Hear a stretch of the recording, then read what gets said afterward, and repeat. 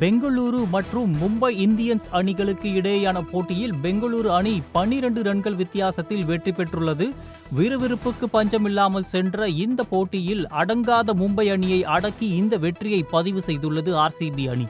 222 என்ற இலக்கை துரத்திய மும்பை இறுதி வரை போராடி இந்த தோல்வியை தழுவியுள்ளது.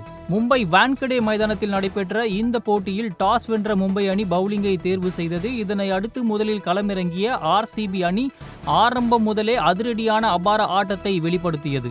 குறிப்பாக பெரிதும் எதிர்பார்க்கப்பட்ட விராட் கோலி அரை சதம் விளாசினார்.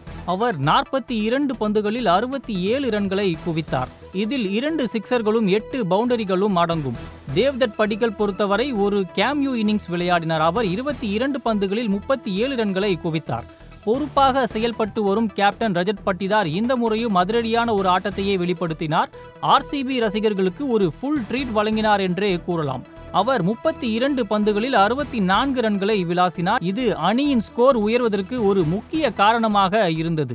அதிரடி ஆட்டக்காரரான லியம் லிவிங்ஸ்டன் டக் அவுட் ஆகி வெளியேற ஜிதேஷ் சர்மா அபார ஆட்டத்தை வெளிப்படுத்தினார். இதனால் அந்த அணி 200 ரன்களை கடந்து இறுதியாக 20 ஓவர்கள் முடிவில் 5 விக்கெட்டுகளை இழந்து 221 ரன்களை குவித்தது. மும்பை அணியை பொறுத்தவரை ட்ரெண்ட் போல்ட் மற்றும் ஹர்திக் பாண்டியா தலா 2 விக்கெட்டுகளை வீழ்த்தினர்.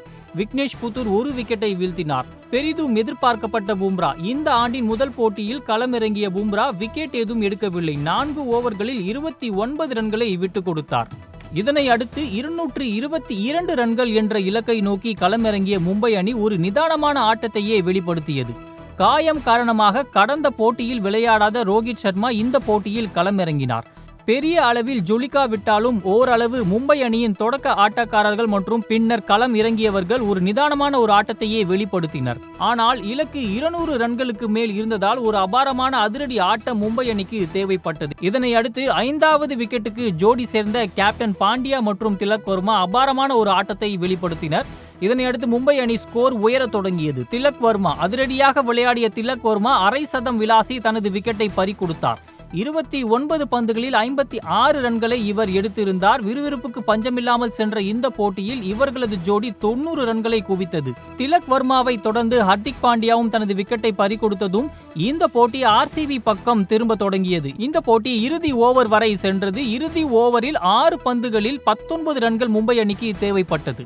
குருணல் பாண்டியா இந்த ஓவரை வீசுவதற்காக வந்தார். முதல் 2 பந்துகளில் 2 விக்கெட்டை எடுத்து மும்பை அணிக்கு ஒரு ஷாக் கொடுத்தார். ரசிகர்களை சீட்டின் நுனியில் அமர வைத்த இந்த போட்டியில் இறுதி ஓவரில் 3 விக்கெட்டுகளை எடுத்து சிறப்பாக பந்து வீசினார் குருணல் பாண்டியா.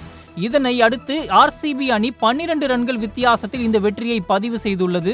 புள்ளிப்பட்டியலை பொறுத்தவரை 3ஆம் இடத்தில் இருந்த ஆர்சிபி அணி தற்போது அந்த இடத்தை தக்க வைத்துள்ளது. 4 போட்டிகளில் 3 வெற்றியை பதிவு செய்து அந்த இடத்தை தக்க வைத்துள்ளது. 8வது இடத்தில் இருந்த மும்பை அணியும் அந்த இடத்தை தக்க வைத்துள்ளது. 5 போட்டிகளில் 1 போட்டியில் மட்டுமே வெற்றி பெற்று அந்த இடத்தை தக்க வைத்துள்ளது குறிப்பிடத்தக்கது.